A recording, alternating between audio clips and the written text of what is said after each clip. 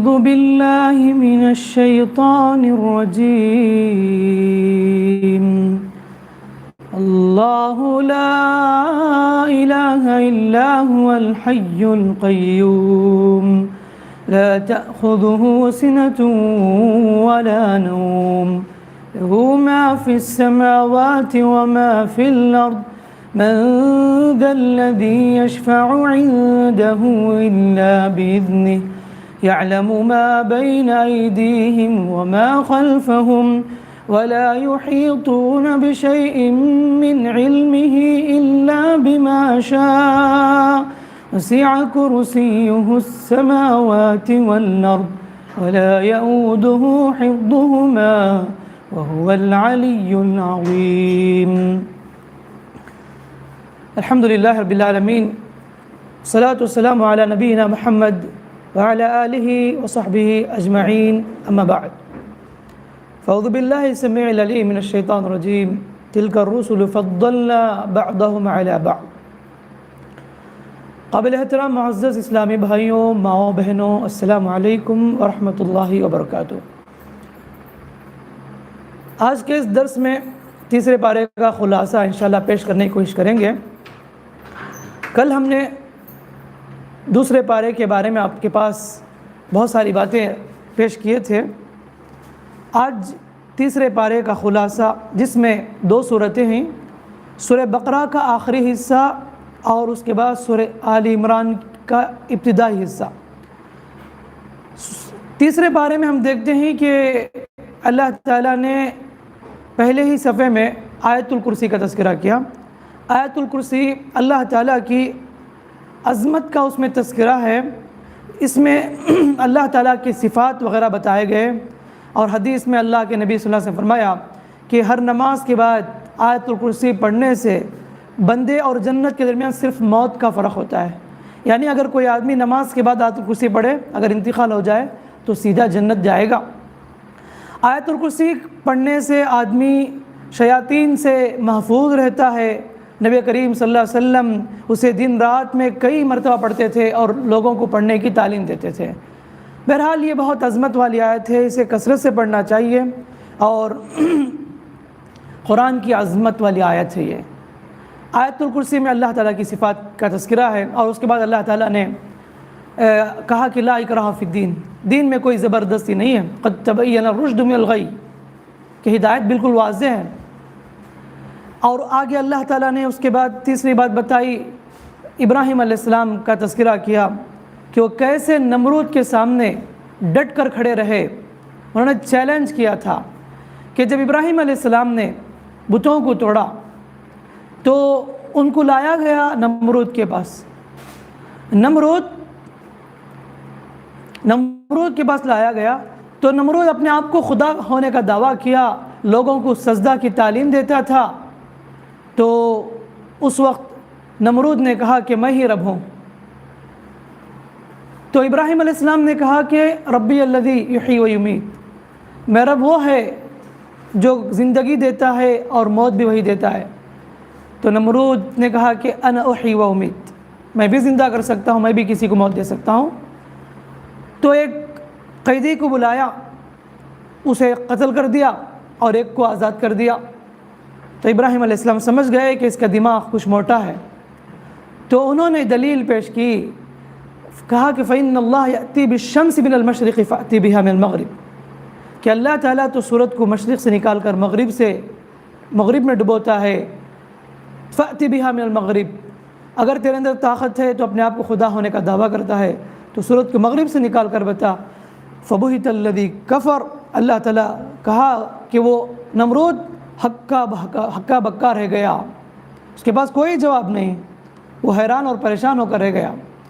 اور اس کے بعد اللہ تعالیٰ نے دو واقعہ ذکر کیا کہ کیسے دوبارہ اللہ زندہ کرتا ہے۔ سورہ بقرہ میں مکمل 5 واقعات ایسے ہیں جو اس طرف اشارہ ہے ان واقعات میں کہ اللہ تعالیٰ دوبارہ زندہ کر سکتا ہے۔ 5 واقعات، شروع 2 پارے میں 3 واقعات تقریباً۔ ایک تو واقعہ جیسے کہ آپ نے سنا سورہ بقرہ میں، یعنی پہلے پارے میں گائے کا واقعہ، بنی اسرائیل میں کسی کا قتل ہو چکا تھا، تو تو اس کے بعد گائے کو ذبح کر کے اس کا گوشت پر رکھنے سے وہ زندہ ہوا، اللہ نے ایک نشانی بتائی۔ اور دوسرا واقعہ موسیٰ علیہ السلام کے واقعہ ہے کہ بنی اسرائیل کے 70 لوگوں کو انہوں نے سلیکٹ کیا جنہوں نے دعویٰ کیا کہ ہم اللہ کو دیکھنا چاہتے ہیں، اللہ نے انہیں موت دی، پھر دوبارہ زندہ کیا۔ تیسرا واقعہ ہے کہ کچھ لوگ اللہ تعالیٰ کے راستے میں لڑنے سے دور بھاگتے رہے، اللہ نے انہیں موت دے دی، پھر انہیں دوبارہ زندہ کیا۔ چوتھا واقعہ تیسرے پارے میں ذکر ہے، وہ ہے حضرت عزیر علیہ السلام کا۔ عزیر علیہ السلام ایک بستی سے گزرے جہاں پر لوگوں کی لاشیں ہڈیاں پڑی تھی، تو انہوں نے دیکھا تو اللہ سے کہا، اے اللہ انہیں تو کیسے زندہ کرے گا دوبارہ؟ تو اللہ تعالیٰ نے انہیں موت دے دی اور موت دینے کے بعد دوبارہ زندہ کیا۔ تو پوچھا کہ تم کتنے سال تک ٹھہرے رہے؟ تو انہوں نے کہا کہ ایک دن یا دن کا کچھ حصہ۔ تو فرمایا کہ تم 100 سال تک موت کی حالت میں رہے، 100 سال۔ اور ان کے ساتھ حضرت عزیر علیہ السلام کے ساتھ اس وقت کھانے کی کچھ چیزیں تھیں اور ان کے ساتھ ایک گدھا بھی تھا۔ تو اللہ نے کہا کہ تم دیکھو اپنے کھانے کی طرف، وہ صحیح سلامت رہا، وہ چیزیں صحیح سلامت تھی، کوئی اس میں بگڑی نہیں تھی وہ چیز۔ اور کہا کہ اپنے گدھے کی طرف دیکھو، تو دیکھا کہ گدھا مر کے گل سڑ چکا تھا۔ اللہ نے حکم دیا گدھے کو زندہ ہونے کی، تو ان کی نظروں کے سامنے، حضرت عزیر علیہ السلام کی نظروں کے سامنے وہ گدھا دوبارہ زندہ ہوا۔ تو اللہ کہتا ہے کہ ان کو ہم نے ثابت کیا کہ اللہ تعالیٰ کیسے دوبارہ زندہ کرتا ہے۔ تو ایک مثال یہاں پر پیش کی گئی، اور اس کے فوراً بعد ایک اور مثال، 5واں واقعہ جو میں نے کہا، ابراہیم علیہ السلام کا واقعہ ہے۔ ابراہیم علیہ السلام نے پوچھا اللہ تعالیٰ سے، اے اللہ کیف تحیی الموتى، کہ مردوں کو تو کیسے زندہ کرے گا؟ تو اللہ نے کہا، قال ولم تؤمن، کہ تو یقین نہیں ہے؟ تو کہا یقین ہے اللہ، کیوں نہیں، لیکن میں اپنے دل کو اطمینان چاہتا ہوں۔ تو اللہ نے کہا کہ ٹھیک ہے، تم کچھ پرندوں کو لے لو، ان کو ذبح کرو، ان کے گوشت کو مختلف حصوں میں، مختلف جگہ میں رکھو چٹانوں پر، تو پھر کہو کہ میرے پاس آئے تو وہ اڑ کر آ جائیں گے۔ تو ایسے ہی کہ انہوں نے مختلف پرندوں کو لیا اور انہیں ٹکڑے ٹکڑے کیا اور ان کے گوشت کو چٹانوں پر رکھا، کہا یا میرے پاس آؤ، تو وہ جو پرندے جو الگ الگ کر دیے گئے تھے ان کے جسموں کو ملا دیا گیا، اللہ دوبارہ ان پر روح ڈال دی، تو وہ اڑ کر ابراہیم علیہ السلام پاس آنے لگے۔ تو اس واقعے سے بتایا کہ دیکھو ایسے میں دوبارہ زندہ کرتا ہوں۔ سبحان اللہ، اللہ تبارک و تعالی ہر ایک کو زندہ کرے گا، اس میں کوئی شک نہیں ہے۔ ہمارا ایمان ہے، ہر ایک کو اس پر ایمان رکھنا چاہیے۔ بعث بعد الموت کی دلیل اس صورت میں بتائی گئی 5 واقعات کے ذریعے۔ اور اس کے بعد ہم دیکھتے ہیں اس میں اللہ تعالیٰ نے تیسری بات صدقہ و خیرات کے بارے میں بتایا، کہا کہ ایمان والو صدقہ کرو، اور صدقہ کے آداب بتائے، کہا کہ صدقہ میں ریاکاری نہیں ہونا چاہیے، اور صدقہ دے کر بول کر مت بتاؤ، احسان مت جتلاؤ، مدد کر کے کسی کا دل نہ دکھاؤ، ریاکاری نہیں ہونا چاہیے صدقہ میں، ورنہ اگر ریاکاری ہے تو سمجھو کہ تمہارے صدقات باطل ہو جائیں گے۔ آج لوگ صدقات تو کرتے ہیں ماشاءاللہ، ٹھیک ہے، لیکن بہت سے لوگ ریاکاری بھی کرتے ہیں۔ ریاکاری بھی کریں کیسے؟ کہ واٹس ایپ کے ذریعے، فیس بک کے ذریعے فوٹو لیتے ہیں اور غریبوں کی تصویر لے کر شیئر کرتے ہیں۔ 1-2 تصویر شیئر کرتے ہیں کسی کو ہمت افزائی کے لیے تو الگ بات ہے، لیکن زیادہ اس طرح جو نا شیئر کرنا یہ ممکن ہے ریاکاری کے باب میں آ سکتے، اس لیے جتنا ہو سکے بچنا چاہیے، یہ مناسب نہیں ہے۔ تو صدقہ کر کے کچھ فائدہ نہ ہوگا، اسی لیے کہا لا تبطلوا صدقاتکم بالمن والاذی، احسان جتلا کر، تکلیف پہنچا کر اپنی صدقات کو ضائع نہ کرو۔ اور آگے بتایا ریاکاری بھی تمہارے اعمال کو برباد کر سکتے ہیں، اور بتایا کہ تم اللہ کے راستے میں پاک چیزیں خرچ کیا کرو، خبیث چیزیں، ناپاک چیزیں خرچ نہ کیا کرو، یہ بھی اللہ تعالیٰ نے تعلیم دی۔ اور بتایا کہ شیطان تمہیں فقر و فاقہ سے ڈراتا ہے، اللہ تعالیٰ تمہیں مغفرت کی طرف دعوت دیتا ہے، اللہ تعالیٰ تمہیں خیر کی طرف دعوت دیتا ہے۔ اور بتایا صدقات و خیرات فقراء پر ہونا چاہیے، مساکین پر ہونا چاہیے، اور خاص کر کے وہ لوگ جن کی زندگی میں مجبوریاں ہیں، بیچارے اپنی مجبوری کو چھپاتے ہیں، بیچارے اپنی مجبوری کو چھپاتے ہیں، اور ایسے لوگوں کو تلاش کر کے تم دیا کرو، اور ان لوگوں کو دکھنے میں ایسا لگتا ہے کہ وہ صحیح اچھی حالت میں ہیں، تو اللہ تعالیٰ نے ان کو بتایا کہ ایسے لوگوں کو تلاش کرو جو مسکین ہیں، ان پر صدقہ کیا کرو۔ اور اس کے بعد اللہ تعالیٰ نے صدقہ پر ابھارا اور بتایا کہ سود تمہارے لیے حرام ہے، سود لینا دینا حرام ہے۔ کہا کہ سود کو اللہ حرام کرتا ہے، کہا کہ جو سود کھاتے ہیں ایسے لوگوں کے بارے میں کہا کہ یا ایھا الذین آمنوا اتقوا اللہ وذروا ما بقی من الربا ان کنتم مؤمنین فإن لم تفعلوا فأذنوا بحرب من اللہ ورسولہ۔ اگر تم ایسا نہیں کرتے تو تمہیں اعلان جنگ ہے اللہ اس کے رسول کے خلاف۔ اللہ کو کتنی بڑی بات بتائی، حدیثوں میں بھی اس کی بہت بڑی وعید بتائی گئی کہ سود لینے والوں کے لیے، دینے والوں کے لیے اللہ کی لعنت ہے۔ کس قدر اللہ کے نبی نے لعنت کی ہے۔ جس معاشرے میں سود عام ہو وہاں پر فسادات ہوں گے، بربادی ہوں گے۔ جس زندگی میں سود ہو وہ زندگی برباد کی زندگی ہے، پریشانیاں آئیں گی، خاندانی زندگی بکھر جائے گی، انسان کی زندگی میں سکون ختم ہو جاتی ہے اگر اس کی زندگی میں سود آ جائے۔ تو لہٰذا سود سے بچنا چاہیے۔ آج افسوس یہ ہے کہ مسلم طبقہ بہت زیادہ ایسا بھی ہے، پورے تو نہیں، اکثر ایسے بھی ہیں جو بینکوں میں سود لیا کرتے ہیں، ڈاکومنٹس رکھ کے اپنی بزنس کو مینٹیننس کرنے کے لیے سود لیتے ہیں، گھر کی تعمیر کے لیے سود لیتے ہیں، زیورات کو رکھ کر سود میں قرضہ لیتے ہیں۔ کتنی عجیب عجیب مثالیں ہیں معاشرے میں، کثرت طویل لسٹ موجود ہے سود لینے والوں کی، دینے والوں کی، اور پھر بھی اپنے آپ کو نمازی کہتے ہیں، پھر بھی اپنے آپ کو متقی کہتے ہیں۔ تو یہ بہت بری چیز ہے، اس سے ہمیں بچنا چاہیے۔ اللہ تعالیٰ نے کس قدر وعیدیں سنائی سود لینے والوں کے لیے، دینے والوں کے لیے۔ سورہ بقرہ آیت نمبر 270 پر 6 سے لے کر 280 تک، 4 آیت 276 سے لے کر 280 تک اللہ نے اس میں سود کے بارے میں بتایا، اور آگے بتایا کہ تمہیں قرضہ دینا چاہیے۔ مجبور محتاج لوگ، قرض انسان کو مجبوری لینا پڑتا ہے، تو اللہ نے جن کو مال دیا ہے ایسے لوگوں کو چاہیے کہ ایسے لوگوں کی مدد کرے جو مجبور ہیں، جو لاچار ہیں۔ کوئی غلط نہیں ہے، قرض لے سکتے ہیں، کوئی مسئلہ نہیں ہے، لیکن قرض کو صحیح وقت پر ادا کرنا یہ حکم ہے شریعت کا۔ سب سے بڑی آیت قرآن میں قرض کے تعلق سے ہے، جس میں قرض کے حکمات بتائے جو اس پارے میں ہے۔ کہا کہ قرض لیتے وقت لکھ لیا کرو، کب ادا کریں گے وہ وقت بھی مقرر کر لیا کرو، اور اس پر گواہ بنا لیا کرو۔ آج یہ بھی مسئلہ ہے ہمارے پاس، رشتہ داری کو رکھ کر، رشتے ناطے کا لحاظ رکھتے ہوئے قرض لیتے ہی دیتے ہیں، لیکن یہ سمجھتے ہیں کہ ٹھیک ہے ہمارا خاص ہے تو وہ ادا کر دے گا، لیکن لکھتے نہیں۔ لیکن کبھی مسئلہ ایسا آتا ہے کہ جب قرض وصول کرنے کی بات آتی ہے تو کہتا ہے کہ میں نے تم سے کب قرضہ لیا تھا۔ اللہ کہتا ہے کہ تکتبوا صغیرا او کبیرا، چھوٹا قرضہ ہو یا بڑا قرضہ لکھ لیا کرو۔ سبحان اللہ، اسلام کی ایک تعلیم بھی ہے نا، ہمارے لیے خیر ہے۔ کاش کہ اگر اس پر امت عمل کر لیتی، خاص کر کے تاجر حضرات لین دین کے معاملے میں قرآن حدیث کے مطابق چلتے تو جو آج برکتوں سے جو لوگ محروم ہیں وہ دن دیکھنے کو نہ ملتے۔ اس کے بعد اللہ تعالیٰ نے سورہ بقرہ کا اختتام، آخر 2 آیت جو بڑی فضیلت والی آیت ہے، جو آمن رسول بما انزل الیہ شروع ہوتی ہے، آخری 2 آیت جس کے بارے میں نبی نے فرمایا صلی اللہ علیہ وسلم، من قرأ بالآیتین من آخر سورۃ البقرہ فی لیلۃ کفتاہ، کہا کہ جو شخص رات کو سورہ بقرہ کی آخری 2 آیت پڑھ لیتا ہے تو وہ اس کے لیے کافی ہوگی، یعنی وہ بس ہے، وہ 2 آیت اس کے لیے بس ہے۔ اللہ تعالیٰ اس کا محافظ ہے، نگران ہے، یہ اگر کوئی آدمی 2 آیت پڑھ لیتا ہے۔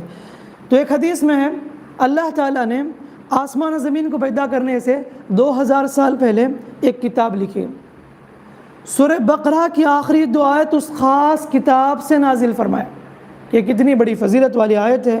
کہا کہ جس گھر میں 3 راتیں یہ پڑھ لی جائے تو شیطان ان کے قریب بھی نہیں آ سکتا۔ تو بہرحال ہم لوگوں کو چاہیے کہ رات میں سونے سے پہلے ان 2 آیت کو پڑھیں۔ الحمدللہ اکثر لوگوں کو یاد بھی ہے، لوگ پڑھتے بھی ہیں۔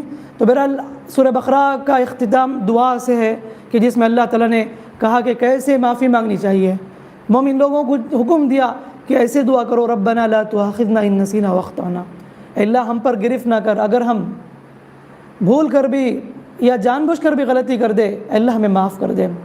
اور اللہ خود سکھا رہا ہے کہ ایسے معافی مانگو، ربنا لا ولا تحمل علینا اصرا، اے اللہ ہم پر وہ بوجھ نہ ڈال جیسے ہم سے پہلے لوگوں پر تو نے بوجھ ڈالا تھا۔ اے اللہ ہماری طاقت میں جو ہمارے بس میں جو چیز نہیں ہے وہ بوجھ ہم پر نہ ڈال، اے اللہ ہمیں معاف کر دے، اے اللہ ہمیں بخش دے۔ واعف عنا واغفر لنا وارحمنا، اللہ ہم پر رحم فرما، انت مولانا، تو ہی ہمارا مولا ہے، اللہ تو ہماری مدد فرما کافر قوم کے خلاف۔ تو یہ کتنی بہترین آیات ہیں، دعا ہیں، ہمیں اسے کثرت سے پڑھنا چاہیے، استغفار کثرت سے کرے، اللہ تعالیٰ سے معافی مانگے۔ بہرحال یہ سورہ بقرہ ختم، اس کے بعد اس بارے میں ہم دیکھتے ہیں کہ اللہ تعالیٰ اسی بارے میں سورہ آل عمران کا تذکرہ کیا۔ سورہ آل عمران سورہ بقرہ کے بعد سب سے بڑی سورت ہے۔ آل کا معنی بیوی بچے، عمران علیہ السلام کا یہاں پر تذکرہ ہے۔ آل عمران کا مطلب عمران علیہ السلام کے خاندان والے۔ اس صورت میں عمران علیہ السلام کی بیوی اور ان کی بیٹی مریم علیہ السلام، ان کے نواسوں کی پیدائش کا تذکرہ ہے، اور اسی طرح ان کے داماد زکریا علیہ السلام کا ذکر ہے۔ چونکہ اس میں ان کے خاندان کا تذکرہ ہے، اس لیے اس صورت کا نام آل عمران رکھ دیا گیا۔ نجران کے علاقے کے کچھ لوگ، عیسائی لوگ، جو 9 ہجری میں نبی کریم صلی اللہ علیہ وسلم کے پاس آئے تھے، ایک وفد نبی کے پاس آیا تھا، ایک وفد، اور انہوں نے بحث و مباحثہ کیا۔ اس وقت یہ صورت نازل ہوئی جس میں ان کو یہ دعوت دی گئی کہ آؤ ہم تمہیں صحیح عقائد بتاتے ہیں، صحیح افکار بتاتے ہیں عیسیٰ علیہ السلام کے بارے میں، کرسچینٹی کے بارے میں۔ تو انہوں نے اسے انکار کیا۔ تو اسی صورت میں آیت مباہلہ نازل ہوئی۔ مباہلہ یہ ہے کہ اگر فریقین ایک دوسرے کو ماننے کے لیے تیار نہیں ہے تو آخری ایک نتیجے پر آتے ہیں، ٹھیک ہے چلو ہم مباہلہ کر لیتے ہیں، ہم میں سے جو باطل ہے، باطل پر ہے، اللہ اسے نیست و نابود کرے۔ اس طرح یہ آپس میں بد دعا کر لینے کی بات ہوتی ہے۔ تو اللہ کے رسول نے انہیں مباہلہ کی دعوت دی، تو وہ مدینے میں ٹھہرے رہے، لیکن ان کے دل میں خوف پیدا ہوا، وہ نکل کر بھاگ گئے۔ تو اس صورت کے اندر آیت مباہلہ ہے۔ اور ہم دیکھتے ہیں سورہ آل عمران میں محکم آیات کا ذکر ہے، متشابہ آیات کا ذکر ہے۔ دو قسم کی آیتیں، کچھ آیتیں سمجھ میں آنے والی ہے، کچھ آیتیں اللہ ہی بہتر جانتا ہے۔ محکم آیت جو سمجھ میں آ جائے، متشابہ آیت دوسری قسم جو غور و فکر کرنے کے بعد سمجھ میں آئے، یا اللہ تعالیٰ ہی ان آیات کا مطلب صحیح طریقے سے جانتا ہے، یہ مطلب ہے متشابہ آیت۔ بہرحال مفسرین نے محکم اور متشابہ آیت کی لمبی تفسیر کی ہے، تفسیر کتابوں میں ہمیں یہ چیز نظر آتی ہے۔ اور آگے اللہ تعالیٰ نے بتایا کہ یہ دنیا کی جو زینت ہے لوگوں کے دلوں میں مزین کر دی گئی۔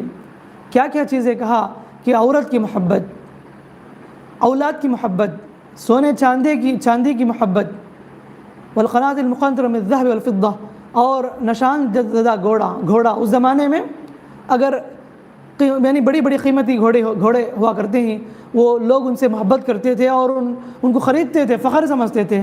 آج کے دور میں جن کے پاس بڑی بڑی گاڑیاں ہیں وہ رکھ سکتے ہیں آپ، والخیل المسومہ والانعام والحرث۔ بہرحال یہ سب دنیا کی چیزیں ہیں، اللہ کہتا ہے یہ سب دنیا کے مال و متاع ہیں، اللہ کے پاس اس سے بہترین چیز ہے۔ مومنوں کو چاہیے آخرت کی فکر کرنی چاہیے، آخرت کو طلب کرنے کی ضرورت ہے۔ اور آگے اس صورت میں بتایا اللہ تعالیٰ نے اگر تم اللہ سے محبت کرتے ہو تو نبی کی اتباع کرو، قل ان کنتم تحبون اللہ فاتبعونی، کہا کہ اگر تمہیں اللہ سے محبت ہے تو لہٰذا تم میری اتباع کرو۔ اے محمد کہہ دو ان سے کہ تم میری اتباع کرو، یحببکم اللہ، اللہ تعالیٰ اللہ کی محبت تمہیں نصیب ہوگی، اللہ تم سے محبت کرے گا۔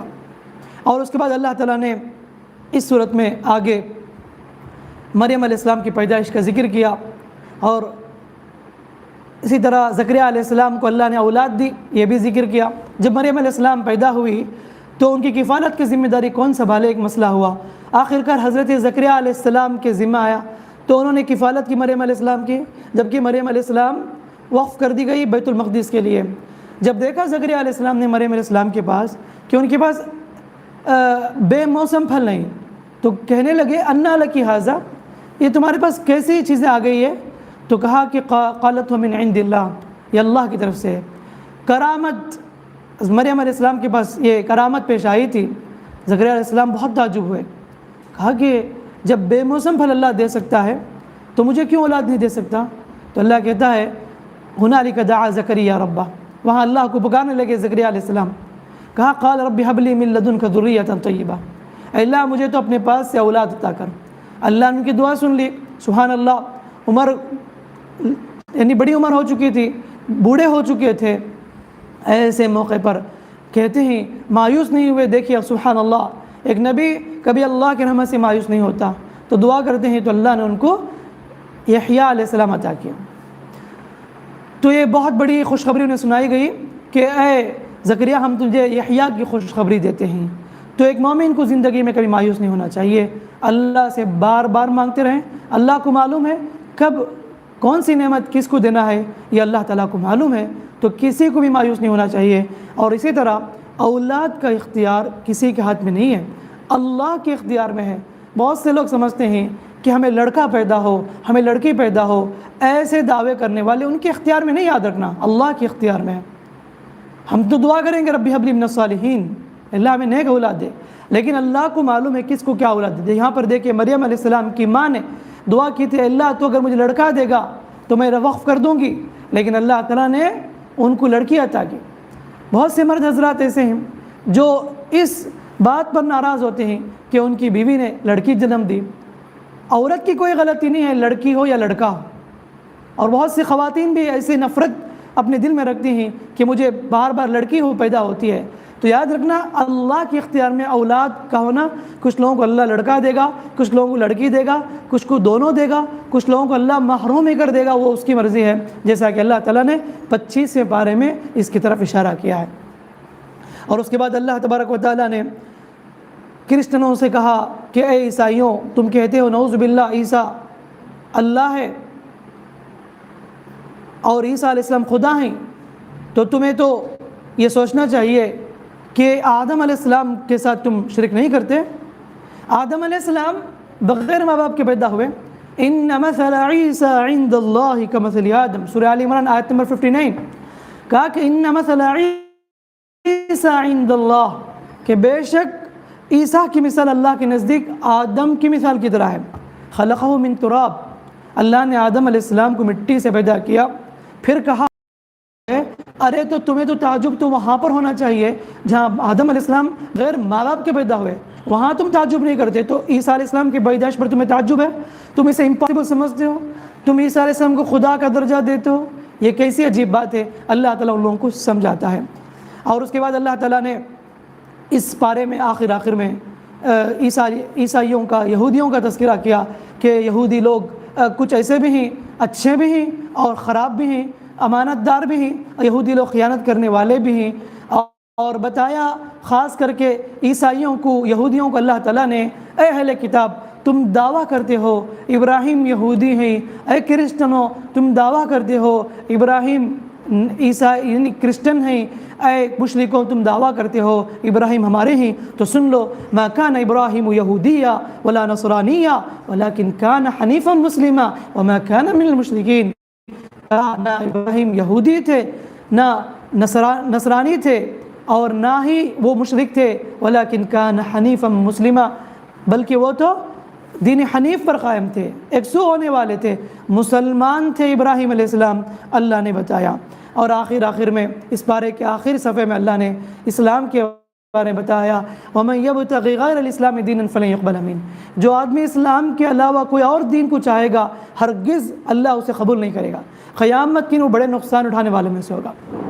دنیا میں مختلف ریلیجنس کے لوگ ہیں، مختلف مذہب کے ماننے والے ہیں، وہ اپنے آپ کو سمجھتے ہیں ہم ہی حق پر ہیں، ہم ہی نجات پائیں گے، کامیاب ہوں گے. لیکن اللہ کہتا ہے اس بیسک پرنسپل ضروری ہے، عقیدے میں مضبوط ہونا چاہیے. اگر آپ کتنے بھی اچھے عمل کر لو، عقیدہ نہیں ہے، آپ فل ملوث نہیں، عقیدہ تو آپ کا خراب ہے، تو اللہ کہتا ہے فَلَن يُقْبَلَ مِنْهُ، ہرگز قبول نہیں ہے. جتنے صدقات و خیرات کر لو لیکن کفر ہے، شرک ہے، تو اللہ قبول نہیں